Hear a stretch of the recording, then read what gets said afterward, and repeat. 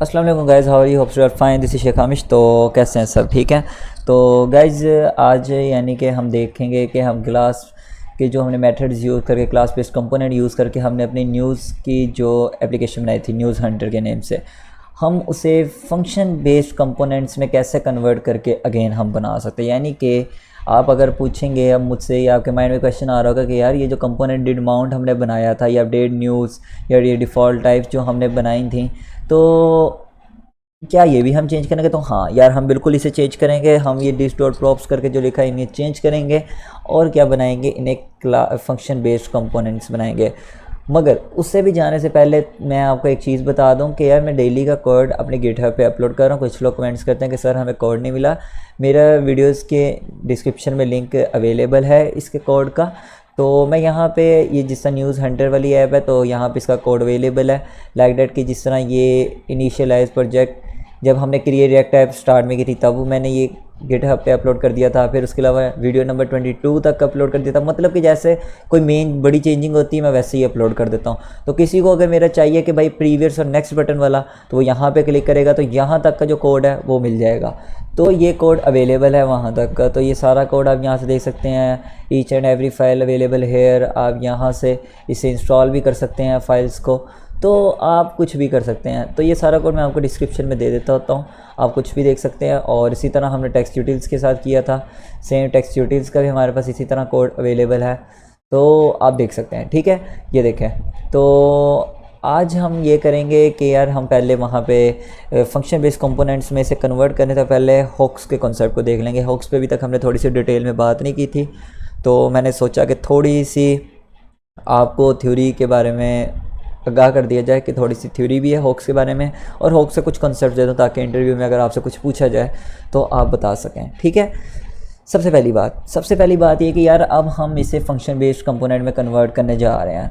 तो हॉक्स का सबसे बड़ा काम ही यहाँ पे ये है, just wait a moment, hooks का सबसे बड़ा यहाँ पे काम ही यही है कि ये क्या है, ये फंक्शन बेस्ड कंपोनेंट यूज़ करता है। ठीक है, यानी कि उसे कन्वर्ट कर देता है क्लास बेस्ड कंपोनेंट्स को फंक्शन बेस्ड में।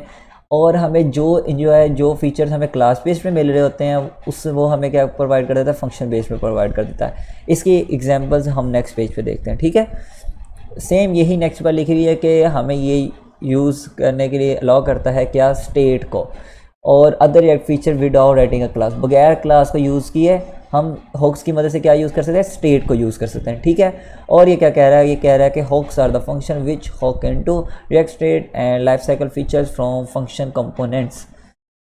यहाँ पे वर्ड यूज़ हो रहा है हॉक इनटू का। ठीक है, हॉक इनटू का ये क्या कहना चाह रहा है, ये कहना चाह रहा है कि भाई जो रिएक्ट की स्टेट्स होती हैं ना, जो हमने लास्ट डेज में देखा, इवन कि हमने लाइफ साइकिल के कुछ फीचर्स देखे कि कंपोनेंट डिड माउंट क्या होता है, कंपोनेंट डिड अपडेट या कंपोनेंट विल अनमाउंट, ये क्या चीज़ें हैं। तो जो हॉक्स है ना, हॉक्स हमें जो इनकी फंक्शनैलिटीज़ है वो प्रोवाइड करता है। कैसे करता है, इसके लिए हम जाएंगे नेक्स्ट स्लाइड पे। वो क्या कह रहा है, सबसे पहले ही बात बता रहा है यूज स्टेट। अब यूज स्टेट क्या है, यूज स्टेट का आपको पता है, हमने यूज स्टेट का यूज़ किया था। एक इसमें होता है हमारे पास समझ लें टेक्स्ट वेरिएबल है, और एक हमारे पास होता है टेक्स्ट अपडेट वेरिएबल या सेट टेक्स्ट के नाम से एक वेरिएबल होता है। इसका क्या काम होता है, इसका ये काम होता है जिससे हमने लास्ट वीडियोस में यूज़ भी किया था।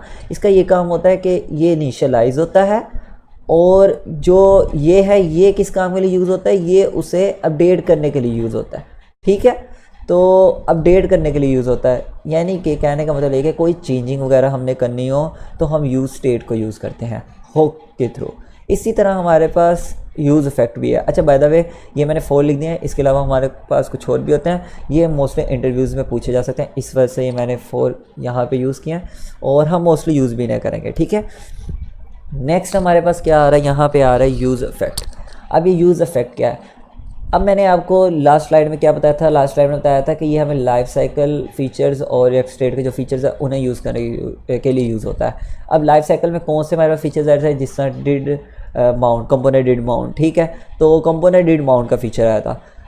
अब यूज़ इफेक्ट है ना, समझ लें ये सेम कंपोनेंट डिड माउंट है। ठीक है, मतलब कहने का ये है कि ये बताता है कि भाई ही needs to run when render function is done. कहने का मतलब ये है कि ये तब रन होगा जब रेंडर फंक्शन डन हो जाएगा, रेंडर फंक्शन रन हो चुका होगा। ठीक है, समझ आ गया। कंपोनेंट डिड माउंट का भी तो ये फंक्शन था ना कि जब रेंडर फंक्शन चल जाए तब कंपोनेंट डिड माउंट चला दो। यूज इफेक्ट भी तब चलेगा जब रेंडर फंक्शन चल जाएगा और कंपोनेंट डिड माउंट चल पड़ेगा। ठीक है, इसके बाद हमारे पास आया था यूज़ कॉन्टेक्स्ट। अब यूज़ कॉन्टेक्स्ट क्या चीज़ है? यूज़ कॉन्टेक्स्ट को अगर मैं आपको एक बात बताऊं, एक है हमारे पास कंपोनेंट, इस कंपोनेंट के अंदर भी हमारे पास एक है कंपोनेंट, इसके अंदर भी हमारे पास एक है कंपोनेंट, एंड इसी तरह मैं अगर एक और कंपोनेंट बना दूँ तो ये कंपोनेंट के अंदर कंपोनेंट है। और समझ लें ये फर्स्ट जो कंपोनेंट था ये हमारा था app.js। ठीक है, तो मैं ज़्यादा टाइम लिखने में नहीं लगाऊंगा, मैं जल्दी जल्दी बताऊंगा। app.js में एक कंपोनेंट था, तो यहाँ तक इसके अंदर कंपोनेंट है। अब हमने कोई चेंजिंग करनी है इस कंपोनेंट में, ठीक है, और उसका प्रोप तो यहाँ से पास हो रहा है। तो यूज़ कॉन्टेक्स्ट क्या करता है? अब देखो, अगर हम यूज़ कॉन्टेक्स्ट को यहाँ यूज़ करें, हम एक प्रोप पास करेंगे इसमें, ठीक है, फिर एक प्रोप पास करेंगे इसमें, फिर एट दी एंड एक प्रोप पास होगा इसमें, ठीक है, और फिर जाके चेंजिंग होगी। मगर यूज़ कॉन्टेक्स्ट क्या करता है कि भाई वो कहता है सब कंपोनेंट्स में प्रोप पास करने के बजाय आप app.js को यूज़ करते हुए डायरेक्टली जिस कंपोनेंट में आपने चेंजिंग करनी है आप उसमें चेंज कर लो। ये मैंने यहाँ पे यूसी लिख दिया ताकि आप समझें कि ये डायरेक्टली जो हो रहा है app.js से यहाँ तक, ये किसके थ्रू हो रहा है, किसके वाया हो रहा है? ये हो रहा है यूज़ कॉन्टेक्स्ट के थ्रू। ठीक है, इसके बारे में हम और डिटेल में बात करेंगे। अभी आप जैसे ये कर लें कि जो कंपोनेंट्स ट्री बना देते हैं, यानी कि कंपोनेंट में कंपोनेंट, डब्बे में डब्बा, डब्बे में डब्बा, समझ गए ना? तो उनमें चेंजिंग अगर करनी हो तो हम यूज़ कॉन्टेक्स्ट यूज़ करेंगे इन फ्यूचर, इसमें डिटेल में बात करेंगे। फिर हमारे पास आया था यूज़ रेफ। नाम से पता लग रहा है कि रेफरेंस को यूज़ करता है।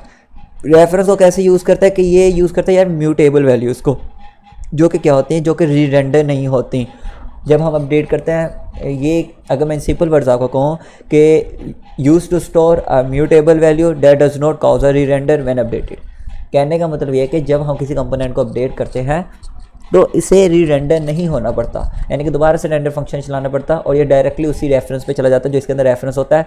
कौन से एलिमेंट्स का? डॉम एलिमेंट का, डॉक्यूमेंट ऑब्जेक्ट मॉड्यूल। ठीक है, तो इनका इस एलिमेंट पे जाने के लिए इसके पास रेफरेंस होता है। बाय द वे हम इन फ्यूचर इनमें देखेंगे। तो आज के लिए इतना ही था कि ये क्या होते हैं हॉप्स। तो इसे क्लोज़ करते हैं, और ये वैसे माइनर सी थी, हमारे पास स्लाइड्स, इसे यूज़ करने की ज़रूरत नहीं थी, तो क्लोज। ठीक है, बट मैंने सोचा कि यार आप लोगों को बता दूं कि थोड़ी सी थ्योरी है बट आपके लिए काफ़ी इम्पोर्टेंट रही होगी, क्योंकि हॉप्स के बारे में थोड़ी सी डिटेल नॉलेज होना लाजमी था।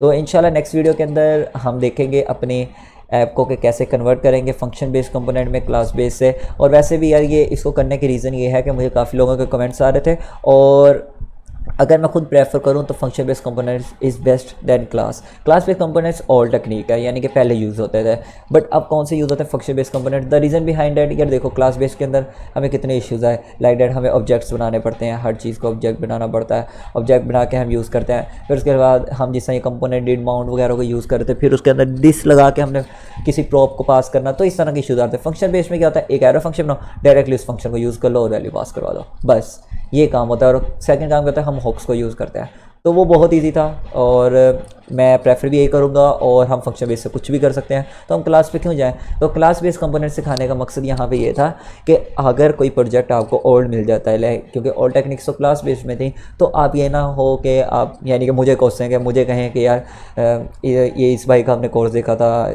ये शेख हामिश का हमने कोर्स देखा था, प्रोग्रामिंग हंटर का कोर्स देखा था, तो हमें तो क्लास बेस का पता ही नहीं। नो सर, हम नहीं जानते क्लास बेस क्या होता है, मतलब कि मुझे डिसलाइक बच जाएगा। बट मैं नहीं ये चाहता था, मैंने इस वजह से आपको क्लास बेस कंपोनेंट सिखाए ताकि इन फ्यूचर आपको अगर यूज़ करने पड़े तो कोई भी पास प्रोजेक्ट देख के तो आप कर सकें। ठीक है, तो इंशाल्लाह हम नेक्स्ट कोडिंग कहाँ पे करेंगे, फंक्शन बेस कंपोनेंट में करेंगे। क्लास बेस कंपोनेंट्स का ऑलमोस्ट एवरीथिंग इज़ डन, तो आगे अगर कोई ज़रूरत पड़ी तो मैं ऐड करता जाऊंगा वीडियोस में। बाकी जिन्होंने मेरी अभी तक प्लेलिस्ट एक्सेस नहीं की तो गाइस प्लीज़ कर लें जल्दी से, और कोड मेरे गिटहब पे अपलोड है, क्योंकि मैं डेली के डेली गिटहब डेस्कटॉप के थ्रू करता हूं। जिन्हें नॉलेज ज़्यादा नहीं है गिटहब का, वो मेरी प्रीवियस वीडियोज़ में देख लें, मैंने उन्हें बताया हुआ है कि गिटहब पर कैसे कोड अपलोड करते हैं, और ये नॉलेज आपके पास होना चाहिए, क्योंकि इन फ्यूचर आप अगर आउट ऑफ कंट्री वर्क करोगे